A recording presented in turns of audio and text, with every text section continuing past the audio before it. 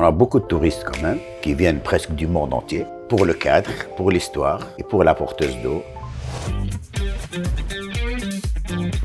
Je vous emmène dans un quartier bruxellois très marqué par l'Art nouveau. On se trouve entre le parvis de Saint-Gilles et la porte de Halle. Je vous emmène à la porteuse d'eau. Depuis que j'ai commencé à travailler, je me suis dit, si le patron est vend, j'achète.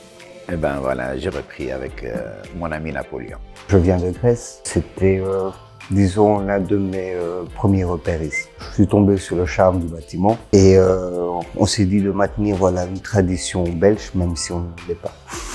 C'est Ernest Blaireau, en 1902, qui a fait tout cet ensemble architectural merveilleux. Ça a commencé comme une maison privée. Pour la Deuxième Guerre mondiale, c'était le lieu de rencontre de la résistance. Ça a continué en tant que café-brasserie dans les années 50, pour devenir la porteuse d'eau dans les années 80. Toute la façade est restée identique, l'intérieur a été refait, vu les dommages qui ont été subis dans la Deuxième Guerre mondiale. Et c'est la cuisine qui fait tout le boulot. On commence avec les croquettes aux crevettes, c'est fait maison, par moi-même.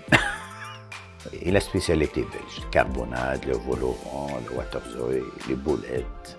Et la porteuse d'eau, c'est de nouveau une référence à l'histoire de la commune et à cette petite dame qu'on voit au milieu de la barrière de Saint-Gilles. Et qui représente en fait la femme ouvrière de l'époque qui puisait l'eau du puits pour abreuver le chevaux, qui était la barrière de la ville aussi. On a la petite fille de M. Blaireau, architecte, qu'elle vient très souvent en tout cas, elle est très fière. Que ce soit la commune de Saint-Gilles ou voilà, la rue Van de Schrik, vous avez plusieurs endroits où voilà, vous pouvez voyager à une autre époque.